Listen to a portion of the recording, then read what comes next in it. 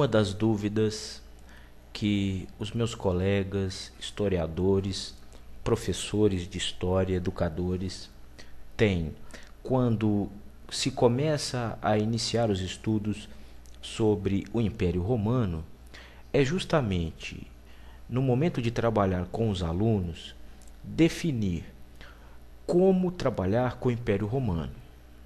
Ou seja, como de alguma maneira condensar, né, essa sequência de imperadores, esse período da história romana numa sala de aula. Na minha experiência como professor de história, eu venho sempre trabalhando da seguinte maneira, selecionando um grupo de imperadores ao longo da história romana e apresentando aos alunos como sendo aquele grupo de imperadores, os principais imperadores da história romana, mostrando para eles as razões da escolha destes imperadores, já que a listagem de imperadores romanos é absurda.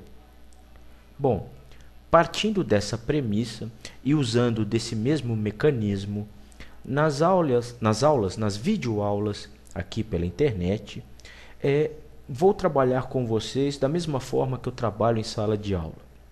Ou seja, selecionei, na minha visão, os principais imperadores romanos e, de alguma forma, nós estaremos estudando o Império Romano a partir destes imperadores.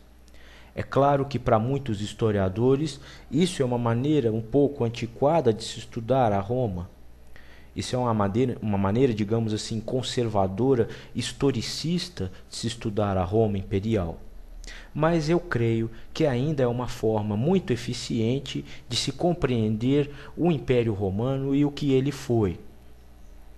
Bom, o primeiro imperador selecionado por mim numa série de vídeos sobre imperadores romanos é justamente o primeiro imperador romano, ou Caio Júlio César. Caio Júlio César, antes de se tornar imperador romano, era um dos mais brilhantes soldados generais de Roma e também um dos mais brilhantes magistrados que o Senado romano conheceu.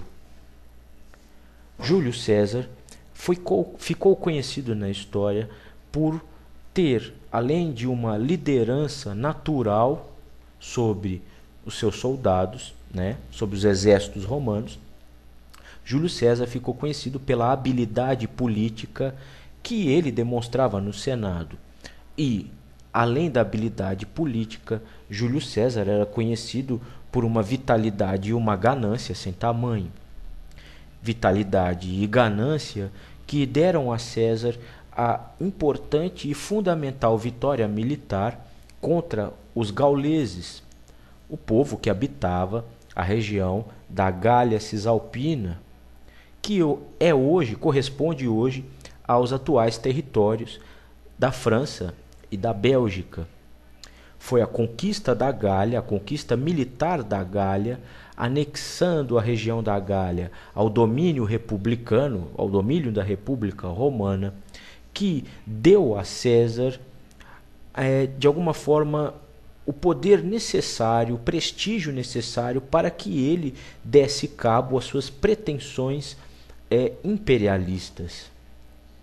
Uma das mais famosas leis romanas da época era justamente a seguinte, de que era proibido a qualquer general romano adentrar a cidade de Roma com exércitos, com tropas. Por que isso? Era uma garantia de salvaguardar a República Romana, representada, obviamente, pelo Senado romano, que é onde se faziam as leis de Roma e aonde estavam lá os patrícios mais poderosos, mais experientes e sábios da Roma antiga. Bom, Júlio César, então, após a conquista da Gália, ele começa a dar cabo às suas pretensões imperiais. E o Senado romano já sabia disso.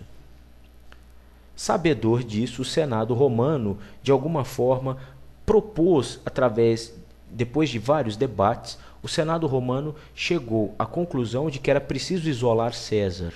Era preciso apagar o prestígio que Júlio César havia conseguido com a vitória na Gália. Como Júlio César não aceitou o que foi posto pelo Senado romano, o Senado romano então entendeu que César então estava contra a República de Roma, até porque César infringiu a lei que eu falei. Ele pegou as suas tropas, os seus exércitos e caminhou em direção a Roma. Nesse momento, o Senado não restava outra coisa a fazer a não ser reunir também exércitos que lhe defendessem, que defendessem a República Romana.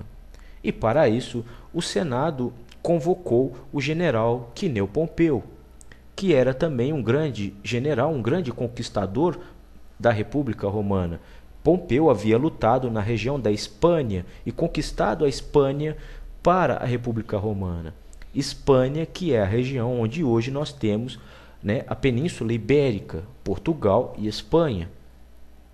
Então, nessa disputa entre Senado e Júlio César, entre uma pretensão imperialista e a salvaguarda da República Romana, então Roma viu-se envolvida numa guerra civil. Numa guerra civil que vai desembocar em longínquas partes de Roma, como no Egito, aonde a cabeça de Pompeu foi entregue ao próprio César.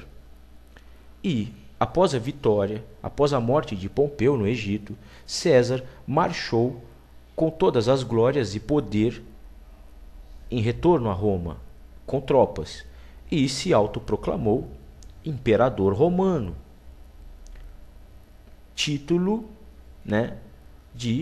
também assumindo a condição de Pontifex Maximus, ou seja, o imperador romano era, além de uma liderança política, a maior liderança, a maior autoridade política, apesar da coexistência do Senado, o Senado romano com o Império não foi abolido, mas César também se autoproclamou uma espécie de liderança religiosa. Ou seja, os imperadores romanos vão passar a ser adorados como verdadeiros deuses vivos.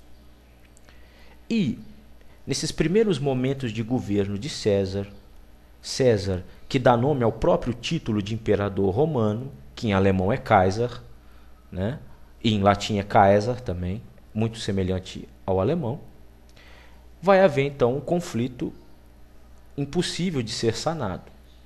E Júlio César, então, vai acabar sendo assassinado, sendo morto, pelos próprios senadores romanos. No próximo vídeo, nós vamos tratar de Otávio, o Excelente, ou Otávio Augusto.